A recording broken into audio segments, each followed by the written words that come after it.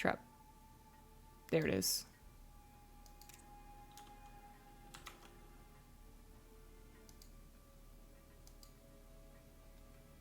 So we started on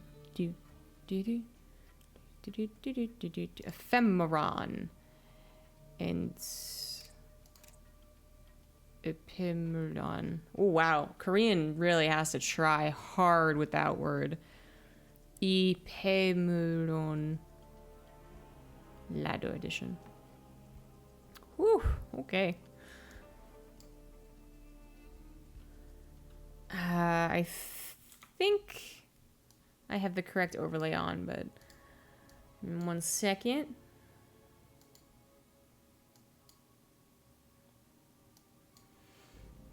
Yeah, I do. Nice.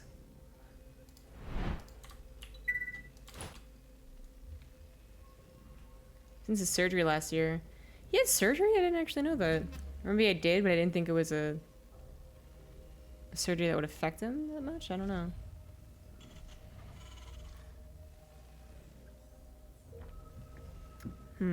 Well, GuMiHo definitely has not been doing so hot lately. Speaking of, in the bottom right as the red Terran, it is Psystorm's GuMiHo.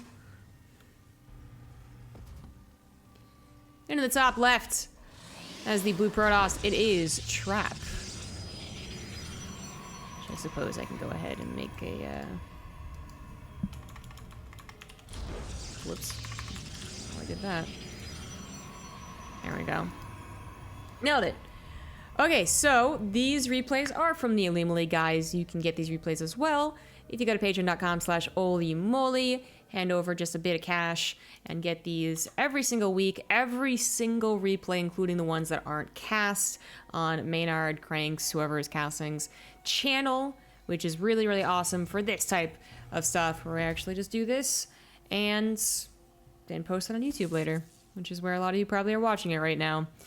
But anyways, the Olimoleague, as many of you already know, but just to reiterate, you know, for the newbies out there, the maps are pre-chosen. The first map's pre-chosen, and then it's loser's pick after that. So we also have a limited map pool, 5 maps. So the choices aren't really there for these players, which does mean that they have to play sometimes on in unfortunate circumstances, right? Like if a map really is truly one-sided, overpowered for one race or another, tough luck, you gotta play on it first and you gotta figure it out. Ooh.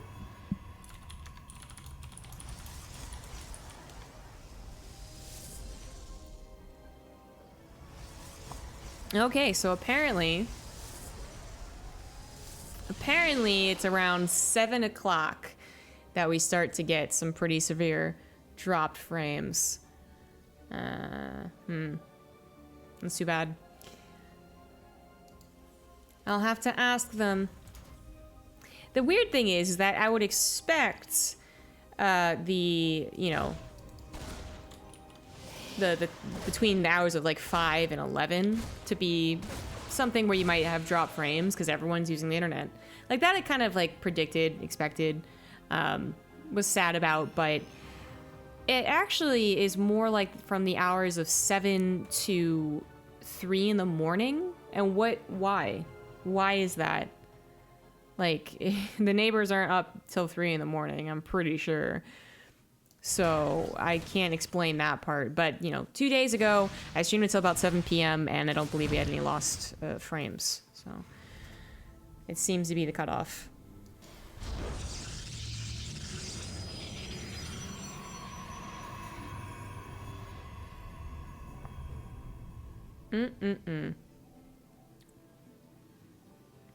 Actually start a local recording.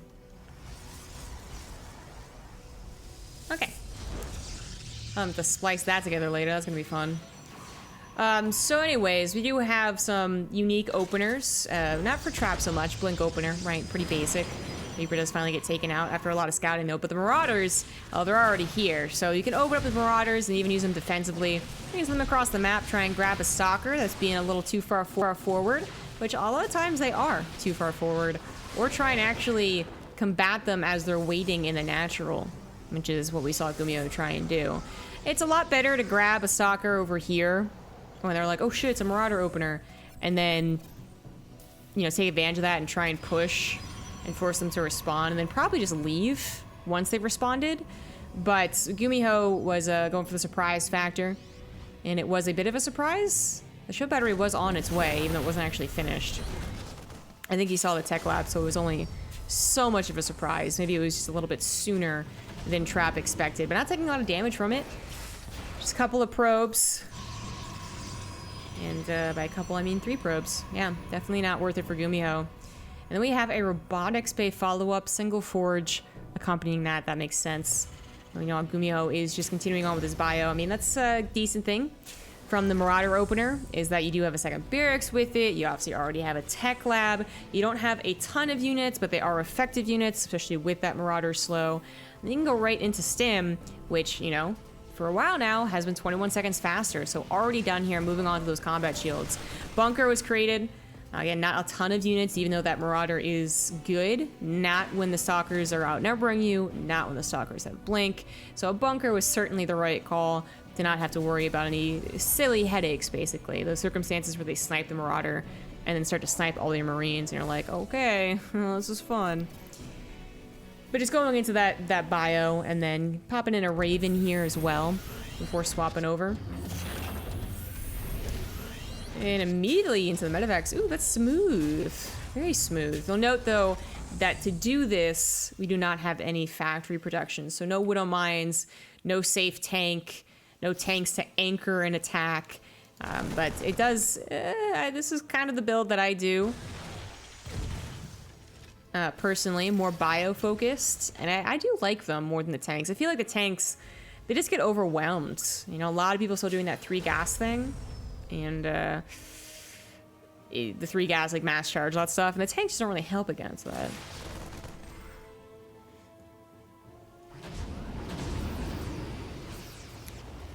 Drop frames are like 8 seconds long.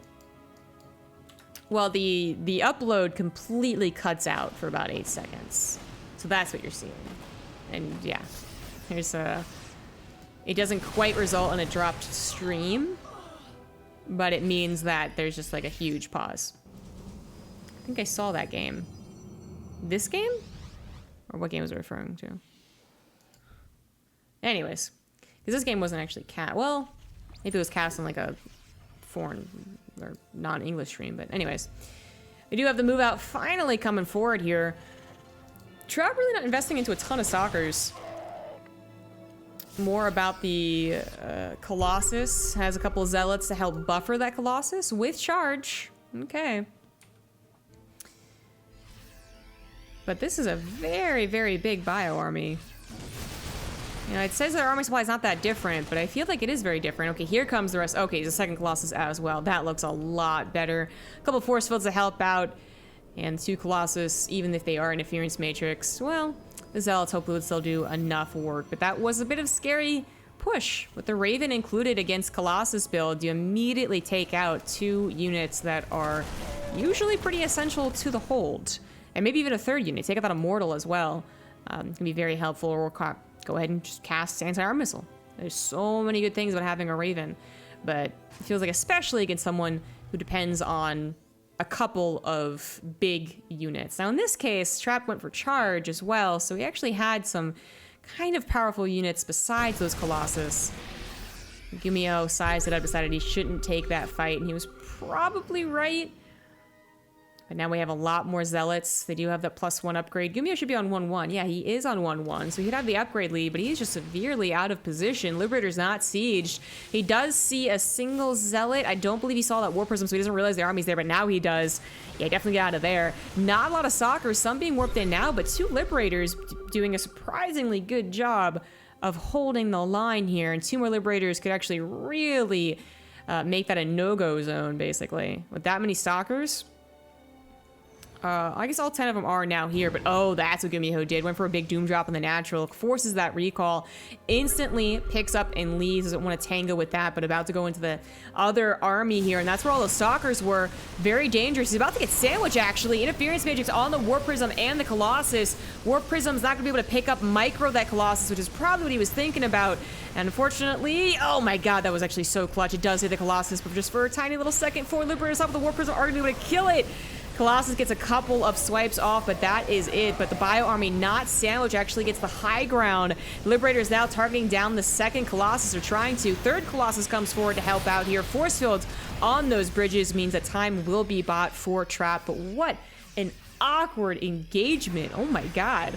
That was so weird. I think they both saw like 40 chests for a second and were like, I know exactly what I'm going to do here. And I actually thought that Trap was going to be the smarter one, but it quickly turned around on him. The only thing that happened that was kind of bad for GuMiHo is that he was, I believe, overstimmed, or perhaps just laser beams not quite killing a lot of his army, so he has a lot of healing to do. And those medevacs are now out of juice, but that is a very small little note, because otherwise his army is gigantic, almost double the army size of the Protoss, and Liberator is going to try and hold the line in case Trap thinks about buying more time by initiating a base trade, which probably would have worked out for him anyways. Now GuMiHo just runs forward. Actually, those are missed force fields.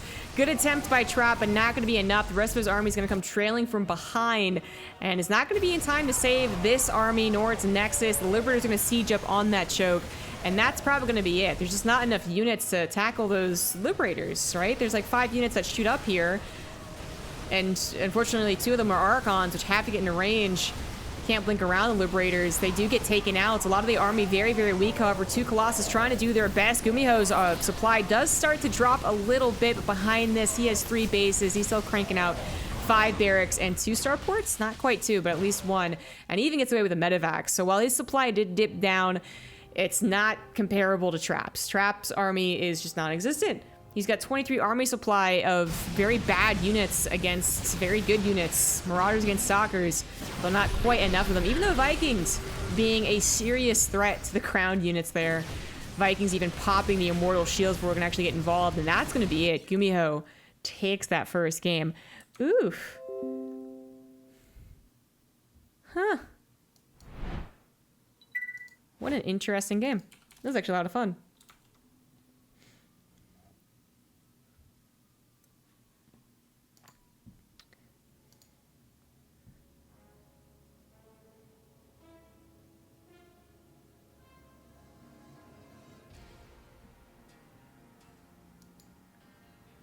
GG indeed. That was already game number 1. So there's 2 more games potentially to be played.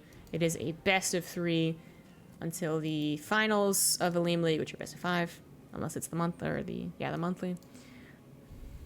Anyways.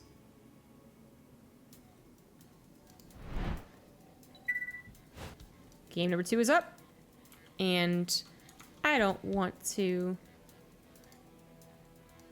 do introductions every time. Oh, was this correct? Oh my god, this was correct. Shit. Damn. Okay. So I'm not going to. Let's talk about the map instead. Disco Bloodbath, the biggest map in the map pool. Ephemeron was middle of the road. There's like 3 or 4 maps that share the same rush distance. And then Disco Bloodbath being top, then Thunderbird, then, yeah, again, 3 or 4 maps, and then like Winter's Gate on the bottom, even with the inhibitor zones. But, okay, you don't really have to care about the size of the map if you proxy something, which is exactly what Trap is going to do. Dirty boy, Trap. Gonna be proxying that gateway. We're back at home. And doubling up the stalker pressure, or depth pressure, whatever he's going to go for, right? And this is not a Stargate pylon, I can tell you that much. There it is. Now that is still an interesting choice, because while, yeah, the one unit is in proxy, the other one is still coming from about as far as possible. I mean, this isn't a Reaper going to hop down, at least cut out like 5 seconds. No, it's got to wrap around and then come down.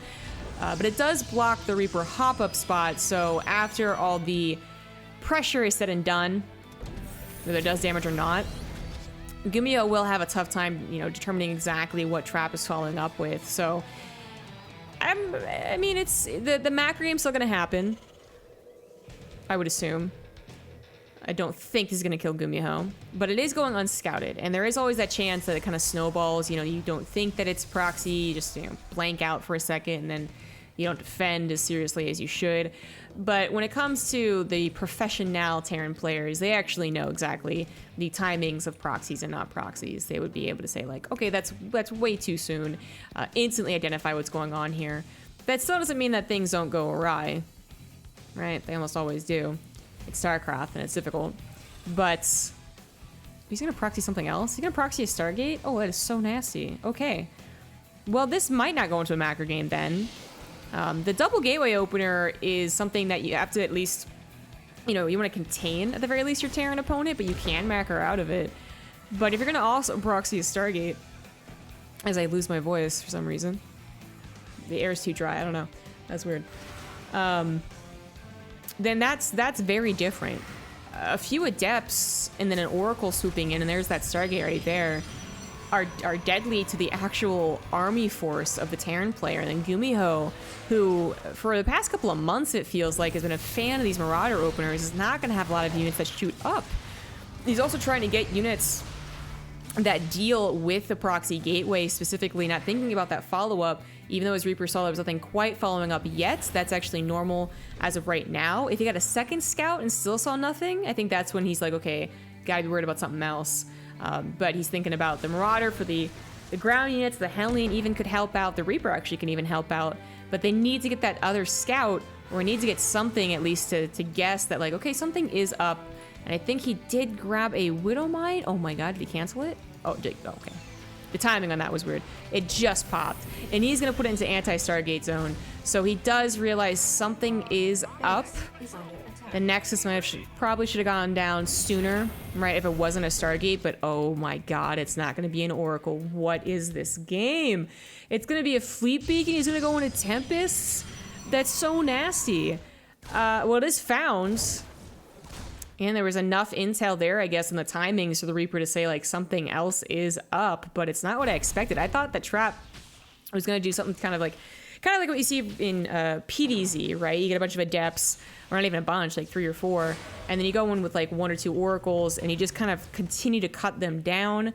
You even do have, like, 6 Adept, 3 Oracle attacks that try and take advantage of a low number of Marines, no Cyclone.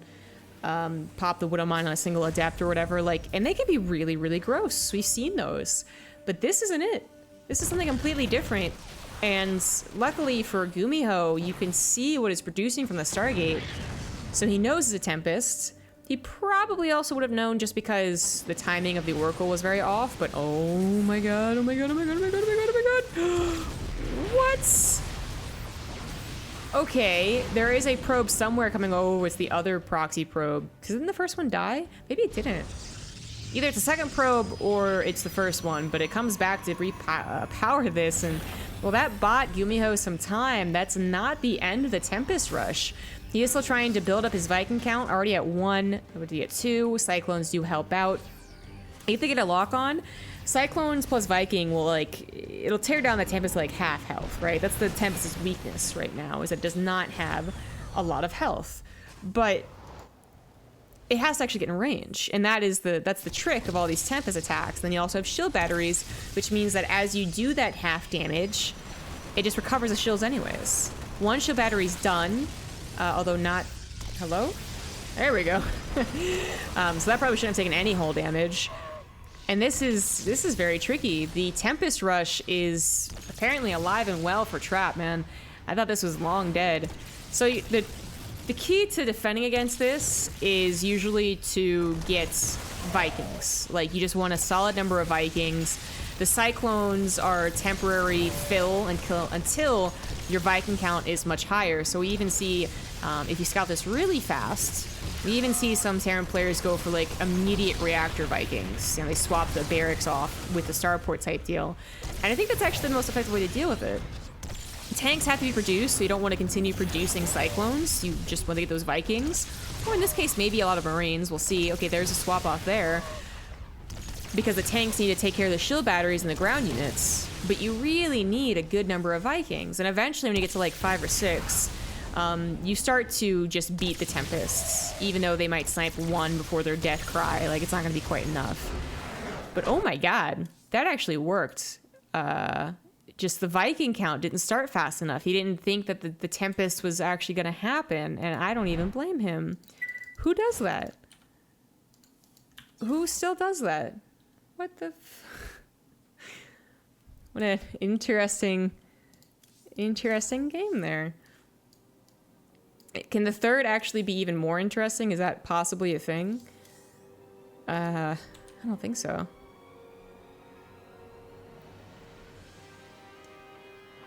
So odd. I'm glad it happens though. I mean, GuMiHo's a bit of a weird player, but like not even really that much anymore. He's not like fantasy. And Trap can obviously throw out some memes, but I did not expect it to be like this. Tempest Rush, but that first game was more decision making that made it weird. Cool, cool, cool, cool, cool. And these were not cast live. They missed out. They're casting Dream. Whoa.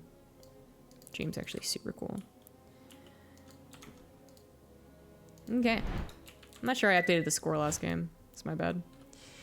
In the bottom right. I'm not doing intros. Oh! Oh! Oh! In the bottom right doing a proxy. Hey, GuMiHo, I see you. You do you. You get that revenge. I believe in you. We are on Winter's Gate. Okay, there we go. We're on Winter's Gate. Which, as I was saying, was like, I believe is the shortest map, but I have to check again. One of shortest maps. What? This isn't a proxy. It is closer, but not really. And it's not even up against like a Reaper hop-up spot, although I guess there's not any on this map. It's not even against a ramp, so the Reaper has to literally left or... I am hesitant to say that this is going to be Reaper. I think it's actually going to be something else. He's going to build a factory and do tanks or something, I don't know. Two gas is also very quick, almost at the same time. The probe is going to see something's amiss. The initial shock of no barracks at the front, and then the understanding as you continue to see no barracks, you're going to start searching around your base for, again, what is sometimes the Reaper proxy. But, okay, this is still going to be a Reaper, but it's got to be something more. And why not go up here to build the barracks? I guess GuMiHo is definitely a type of Terran player who would proxy in the third game. And he might have thought that Trap would know that and scout him. So he puts it in a place that's basically guaranteed not to be scouted. So he is doing the normal Reaper thing. The factory comes down at home. It's also the safest way to do it. You actually have a macro game here. If you grab a couple of probes, if you make them use their chronos and different things, like, you know, Stargate or Warp Gate, or Gateway and Warp Gate, then it can be fine. I really thought it was gonna be something different, but nope, okay. So the Reaper still has to at least go up this ramp. There are no inhibitor zones, I guess, on that pathway, so that's also why it would be shorter. But the Reaper spends its time chasing down a probe instead, and so far, Trap, what has he actually had to do here as a sacrifice? I believe he still chronoed his probes first, because yeah, you wouldn't have scouted it. And then I think it's actually quite usual to see even a double chrono on the gateway. Like, that happens even as a not response. That happens just like, oh, I want my two talkers fast and I want to pressure you. But in this case, you know, obviously Stalker's up against the Reaper. He didn't bother with a Zealot. He didn't stop producing probes. He did delay Warp Gate, but that's actually a good thing because you don't need Warp Gate for the immediate Reaper threat. You might want fast Warp Gate against something like, again, a proxy factory or something, but it's not. It's actually the macro thing. So Trap has responded to this, I believe, as perfectly as you can. His follow-up scouting certainly has been cut short, because there could be a Cyclone popping out of that factory and they'll kill a Stalker, and it's not worth trying to get a scout. So he doesn't know what's following this up. I didn't see the command center either. So he gets a shill battery. That's a fine call. And he's going to go for Phoenix, which are also a great call against most of the things that follow these builds up. So Banshees, Phoenix plus an Oracle. Cyclones, pick up a Cyclone or two, suddenly out of the equation, not as much of a threat. And then what else? Like, even up against those tank pushes where they end up actually proxying literally everything, but he knew the factory wasn't proxied because you can lift up the tank. So the Phoenix is a great response, and it is going to be at least one Banshee. No cloak, though, it seems. So just looking for a little bit of scouting and maybe that surprise 6 probes if they manage to avoid the Phoenix. He might add on a Raven after that. We'll see. And then keeping that Raven alive with the Phoenix threat is a little tricky sometimes. It looks like Trap really was just making those Phoenix to respond to any potential threats. He makes 2, goes into an Oracle. He did see barely the Tech Lab. Oh no, he totally saw it, my bad. Yeah, he totally saw the Tech Lab on there. Wasn't researching, but the Oracle is still gonna be helpful regardless, right? Revelation on the units. And just typical Stargate play as he grabs his 3rd Nexus. Gonna give him that insight into what GuMiHo's doing, how he's moving his army. And then eventually we should see the Twilight Council Forge. Oh, look at that. Look at that timing. Smart. Nice. And we transition into a very normal game. So GuMiHo bringing back that Reaper proxy, but not even really proxying it, not even really doing anything with the Reapers, trying to do some kind of awkward TBT Hellion thing with Reapers. I'm not a fan of how GuMiHo opened up this game, and not just because Reaper proxies don't really happen so much anymore. Oh, really great play from Trap. Trap split his Phoenix. One to the south, it's a Stalker to the south, one to the north, and then the other one died? No, he has 3. Well, still, one of the Phoenix found him, and that's... I mean, the Banshee did not have a ton of killing power without Cloak, but it did nothing. Literally nothing. So, that's fantastic. No Raven was made. Just transitioned over to the Tech Lab for Stim. Going for a lot more Marines here than those Marauders, and of course, still building out of that factory. So, a very different composition than the first game and last game as well, but not that we really saw bio in action last game. Charge and the +1 armor, not going to go greedy and get double forge in this circumstance. A lot of gateways, even though we are on 4 gases, we're going to have a transition into those Templar archives. And the Templars fast, I guess, in context to some other builds we have. Still have a lot of minerals for that gateway production. Trap, as I said, kind of responded pretty perfectly. He cut maybe 1 or 2 corners that could have gotten him in trouble against something that ended up being more, threatening, but it wasn't anything threatening. So just the shield battery and then Chrono where he determined he wanted it, which maybe occasionally was on the probes, but even on these upgrades. And he's at 56 workers for 49. Not the biggest gap. We've certainly seen gaps of even like 15, right, workers. If they get their 3rd up nice and quick and you don't do any damage to them. But it's still comfortable enough, and it is going to be that full saturation very soon, and he'll have a lot of units to produce, as well as have that nice comfy Storm against someone who does not have ghosts, and who is still kind of in that mid-game phase, right? You're cranking on a lot of factory units, very expensive, and I was going to say, maybe not even going into the late game. We do have an SEV pull, as no 3CC was slapped down, and he is just going to go for it. Combat shields will finish by the time they reach the army, hopefully.